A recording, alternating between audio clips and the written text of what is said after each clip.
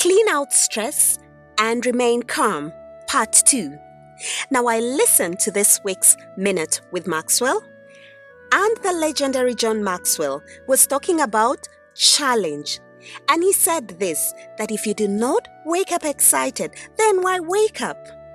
Welcome, my lovely and amazing listeners, to another of the Hope Ignites Healing podcast with your host, Dr. 𝘸𝘠𝘦𝘠, a space we speak everything holistic health and healing.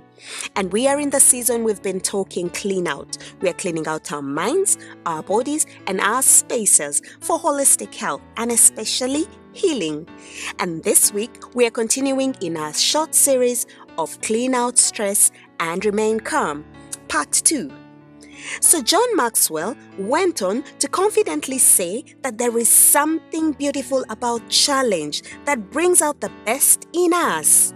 I was eager to hear more. He dared us to show him someone who is not challenged, and he would show us one who is in their comfort zone.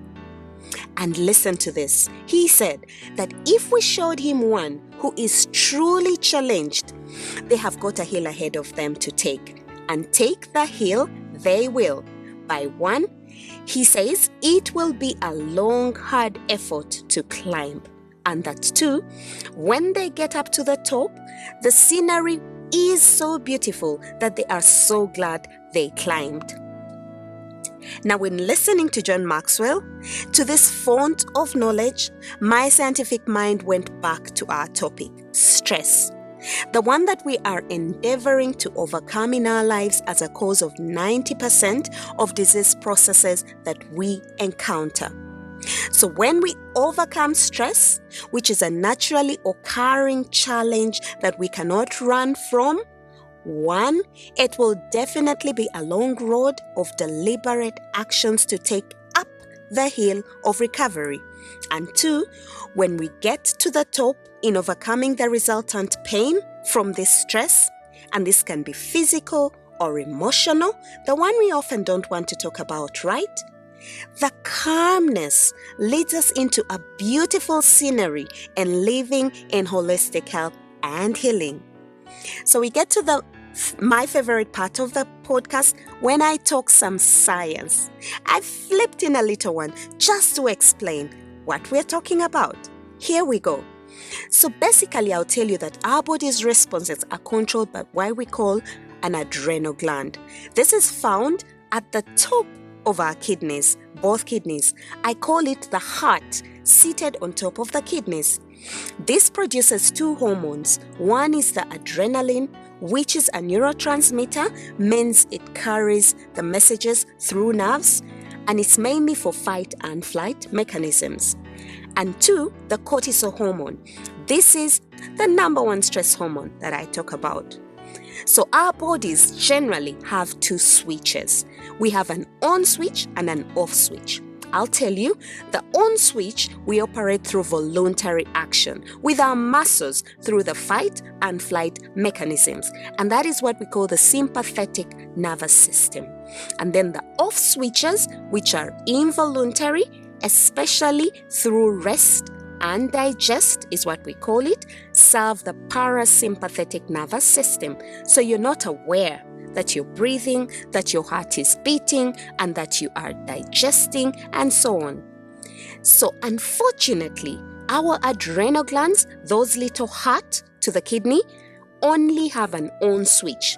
Therefore, release adrenaline for fight and flights. That is the sympathetic and voluntary nervous system. They don't have an off switch.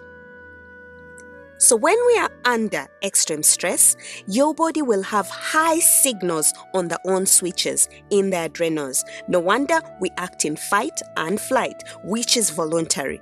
But the off switches are turned off. So we are light on the off switches, the parasympathetic nervous system. So you have slowed heart rate, slowed breathing, slowed digestion, and so on. And what does this do to our bodies? We continue with our list that we started last week. 1, we get a loss of sleep. I'll tell you that sleep is controlled in our bodies naturally by what we call the circadian rhythm. This is controlled by the cortisol hormone, whereby it is lowest at night as we sleep, and as we wake towards the morning, it peaks to its highest so that we are awake. When we are under extreme of stress, the reverse occurs. So as we sleep, cortisol is continuously high, meaning you're losing sleep. And in the morning, it goes low. That is why most of the time we're quite grumpy in the morning, because cortisol levels are extremely high. And for ladies, cortisol, whenever high, acts in opposition to female hormones, the ones that make us glow as women and have all the symptoms that enable us to enjoy womanhood. And then, extreme levels of cortisol affect our heart and vascular effects. That is the effect in the veins. I'll tell you that cortisol is a naturally occurring anti-inflammatory agent in our bodies. And that is why when we are in states of inflammation, often we are prescribed steroids, which are forms of cortisol, to relieve the inflammation. So when we are in prolonged levels of cortisol being high, there is resistance in the body to cortisol. So you have a cortisol surge, what you call cortisol resistance, kind of what we talk about insulin resistance. So there is no proper action to cortisol in the body, meaning the anti-inflammatory effect of cortisol have been suppressed.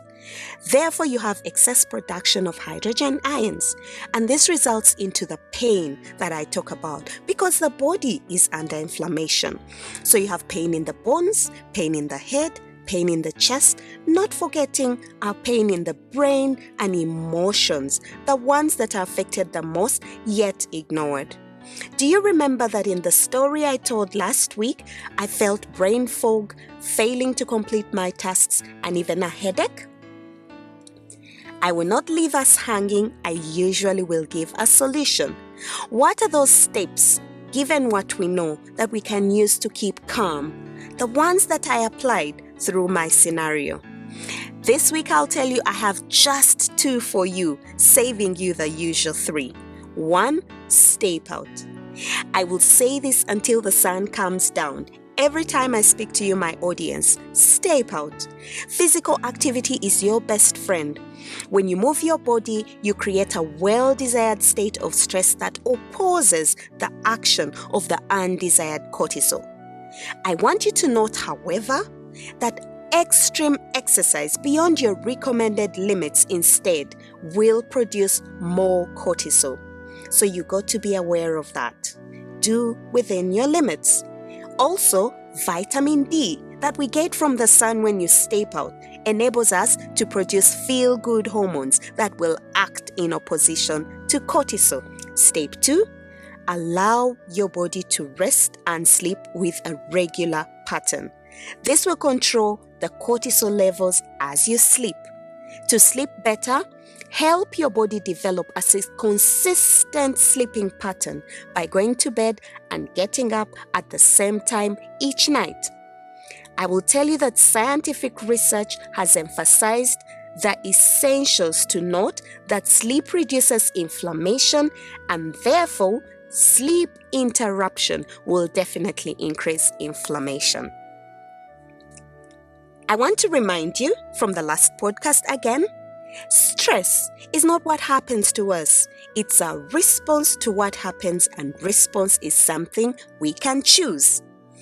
Therefore, what's our response to existing stress and its associated pain this week? Herein lies the challenge that I want to set for us this week, my community. I'll tell you, John Maxwell will be so proud of us when he hears us do this. 1, what has caused you stress? I mean, extra prolonged stress this week. Name it. 2, challenge it with deliberately applied exercise. Have 1 extra physical activity done at least 20 minutes this week, with the mind of relieving stress for you as a recommendation from yours truly.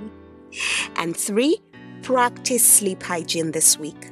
Again, with the mind of relaxing your mind and body from that stress by deliberate preparation to go to sleep and awake at the same time each day for 1 week.